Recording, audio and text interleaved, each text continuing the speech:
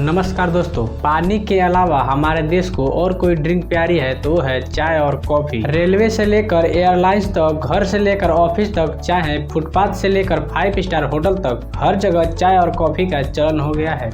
आपको क्या लगता है, आप किस रूटीन वाले हैं? क्या ऑफिस में हर घंटे चाय खोजते हैं, या आप उस रूटीन वाले हैं जो देर रात को काम करने के लिए बिना कॉफी के कर ही नहीं पाते? तो हमने जाना है चाय और कॉफी के बारे में बहुत सारी गलतफहमियां जो आपको भी जानना बेहद जरूरी है।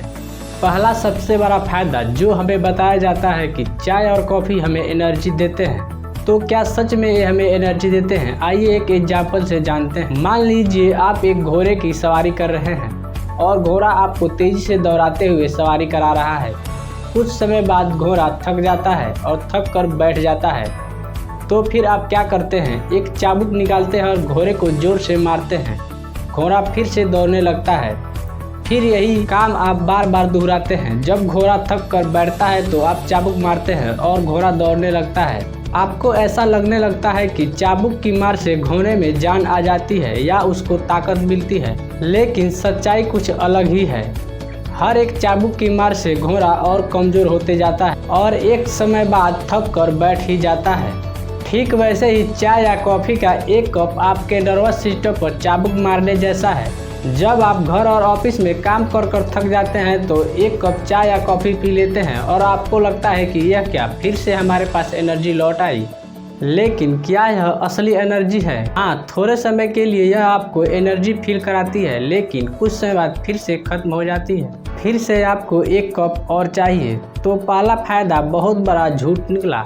दूसरा सबसे बड़ा फायदा चाय और कॉफ़ी का हमें बताया जाता है कि यह एंटीऑक्सीडेंट है। पर क्या आपको पता है, अगर आप इस समय लैब में मिट्टी भी चेक कराएंगे तो उसमें एंटीऑक्सीडेंट मिलेंगे। इसका मतलब ये थोड़ी है कि हम मिट्टी भी खाने लगे। नहीं, किसी चीज़ में एंटीऑक्सीडेंट होने से वह अच्छी नहीं हो जाती। एक चीज़ अच्छी है तो बाकी उन 99 चीज़ों का क्या जो हमें नुकसान पहुंचा सकती हैं। चाय और कॉफ़ी दोनों ही हाईली एसिडिक हैं, जो आपके शरीर में पहुंचते ही आपके घुटनों के जोड़ और बॉडी के सभी ज्वाइंट की फ्लेक्सिबिलिटी अपने अंदर सोखने लगती है। आप 20 से 30 साल चाय पीते हैं और कहते हैं कि हमें आर्थराइटिस हो गया है, घुटनों में दर्द हो गया है जैसी समस्याएं गिनाने लगते हैं। यदि आप 20 से 30 साल चाय और कॉफ़ी पीते ही रहते हैं तो ऐसी समस्या होगी ही। तो यह फायदा भी असल में सच नहीं निकला। तो आइए जानते हैं तीसरे फायदे के बारे में। क्या पता तीसरा फायदा सच साबित हो जाए।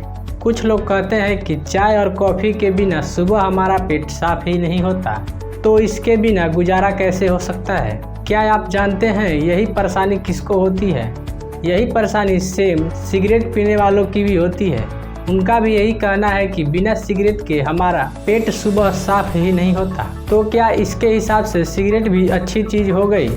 आपके पेट को साफ करने के लिए चाय और कॉफ़ी की जरूरत नहीं पड़नी चाहिए। अपने आप ही पेट साफ होना स्वस्थ शरीर के एक निशानी है। आखिरी फायदे को टेस्ट करते हैं। वो यह है कि चाय हमारी भारतीय परंपरा का हिस्सा है। क्या आपको पता है चाय पीने का कल्चर हमारे देश में कब से शुरू हुआ है? सन 1900 से पहले भारतीयों ने ना ही चाय उगाई थी और ना उसका स्वाद जाना था।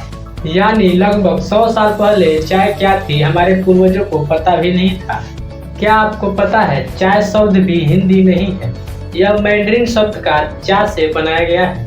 हमारे पूर्वज चाय पत्ती से चाय पीते ही नहीं थे, वो तो औषधियों से काढ़े बनाकर पिया करते थे। हमें पता है चाय और कॉफ़ी छोड़ना आपके लिए बहुत ही मुश्किल काम है, लेकिन इसको आसान बनाने का एक रास्ता है और वो है हर्बल टी।